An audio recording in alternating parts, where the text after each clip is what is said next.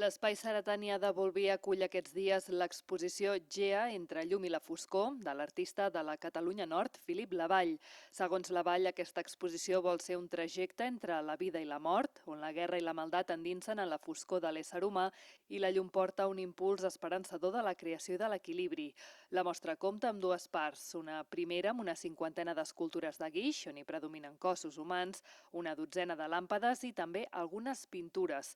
L'artista ha volgut plasmar temes d'actualitat, com la guerra d'Ucraïna, l'amenaça nuclear i les víctimes i els naufragis del Mare Nostrum. L'altra part, ubicada en una segona sala de l'equipament, consta de diverses pintures de paisatge pirinenc i transfronterer. Philip Lavall va néixer a Perpinyà i desenvolupa la seva activitat entre l'Alt Urgell i Andorra. Ha emplaçat obres i monuments a Barcelona, Nova York, Tòquio i també Cerdanya. L'exposició es podrà visitar fins al mes d'octubre.